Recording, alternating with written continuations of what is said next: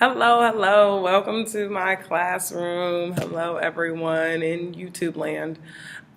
So today I am introducing you to my Coach's Corner, as I would like to call it. So I'm going to introduce some of my favorites, things that I really enjoy. I will post this on my blog, and I will also add some of the books I'm going to show you guys in the description below. So you can find my blog at xjonespennies.blogspot.com. Again, it is xjonespennies.blogspot.com, and this information will be in the subscription, which is down below. Please subscribe if you like what you see, if you like what you've heard, and if you have any additional comments. So I will just go ahead and get to it. So I have four things here that I've accumulated over my time teaching and time being in school. So I'm currently working on a curriculum instruction degree. However, I did finish a teacher leadership degree, and it was just a phenomenal experience. I learned so much information, and much of this are things that I've gotten within that degree in my time since working in a teacher leader capacity. So I'm going to start with this book, which is by Dufour. It is Learning by Doing, and I really like this book because it focuses in on professional learning communities. And I think oftentimes lots of schools will say, oh, well, we have time set aside every day from 1 until 2. And at that time, our teachers meet and they talk about an agenda that I have already set for them, or I don't necessarily provide an agenda for them, but we totally do PLCs in our building.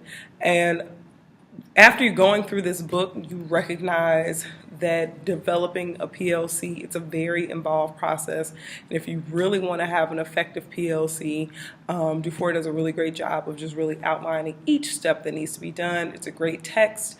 It has reproducibles, and it just walks you completely through the steps. And so you think you have PLCs happening in your building, and in reality, you just have professionals having a meeting about something, but they are actually don't actually have that setup of what a PLC is. So again, I do enjoy. This is one of the books I really enjoyed. I enjoyed this class that I took, so I'm gonna show you that. So I'm going to show you the next book, which is, oh my gosh, this is my favorite book in life. I was at a meeting and my principal brought a handout, and she was like, oh, well, here's a handout from this particular book. And I was like, oh my God, I'm so excited. I really love this book. So this one, The Skillful Teacher. Oh my God, The Skillful Teacher. You see here? You see this? If there were a teacher Bible, it would be this. Okay, so it literally is the book on teaching. It tells you everything that you need to know about being a teacher, about running a classroom, organizing a classroom. I mean, things that you thought you knew because you've been teaching for 20 years, or in my case, I've been teaching for 10 years. And there are just things that I was like, oh, I completely know what that means. And then I got this book and I was like, oh my God, I had no idea what was going on. And now that I've read The Skillful Teacher, I completely understand. So this book is just amazing with really getting you to reflect on your practice and what are you doing in your classroom. Are you really engaging all of your students? How are you organizing things? I mean, it's phenomenal. It is a phenomenal resource. Love it, love it, love it. Again, I will put this information in the description box below so that you can find it if you would like to find it. So the next two things I'm going to show you guys are actually, I don't necessarily want to refer to them as strategies, but just tools that you can use in your classroom. So the first that I'm going to show you is actually from Kagan. So we did attend the Kagan Professional Development a couple of years ago.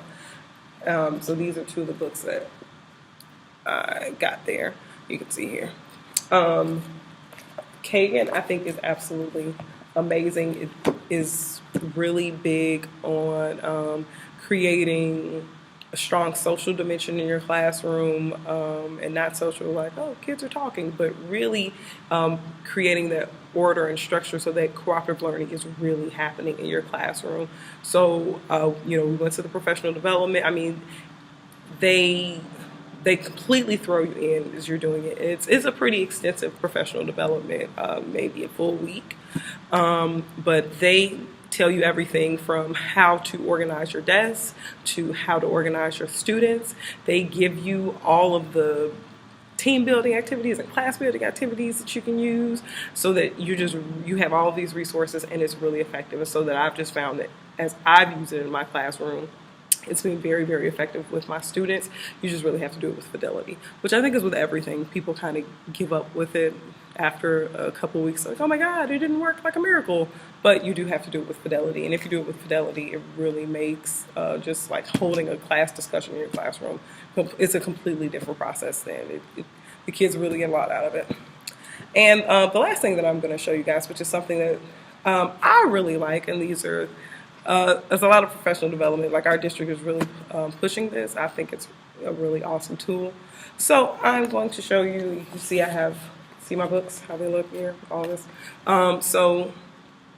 So this is Reading Apprenticeship. So this is one of the texts that they give. It's a reading for understanding. But Reading Apprenticeship is all about showing kids how to think about a text, how to write for a text. And it is not something that is just for English teachers. It is not something that is just for reading teachers. It shows you how to think about any text. And so as an English teacher, I feel the need to say, because people forget, a text is pretty much anything that you have to look at and you have to process. So a movie is a text. A math problem is a text. These are all texts. If you are in a science class, there's a certain way that you need to read a science text. There's a certain way you need to think as you're approaching a science text, just as you approach an English text. And so Reading Apprenticeship really works on empowering students, empowering teachers, so that they're really engaged with text, and so that they really can, I'm going to fall on the Common Core there. I know all states aren't doing it, but my state is definitely doing it. But it really helps those kids move toward just really having evidence-based thinking and really thinking deeply about what is happening in the text and piecing it apart. It helps them build stamina. So I really, really like it. Again, I will show you this book here. Okay, so it's Reading for Understanding, but it is called Reading Apprenticeship. I will put all of the information that you need for these texts in the description box. If you're interested in any of them, I'll make sure I include prices and websites, people that you would need to contact. But as my Coach's Corner, these are 4 things that I really want to start off with my channel using, because these are things that I currently use in my classroom. These are things that I share with my colleagues when we are having meetings, and I just really think that they're really powerful tools, and it could really just transform your classroom experience, both for you and for your students. So again, thank you for watching. Again, if you liked what you heard, you got some good information, please, please, please subscribe to my channel, and I will see you next time. Hey! Interested in learning more or having me work with your school or organization? See the details section below for contact information. Again, thanks for watching.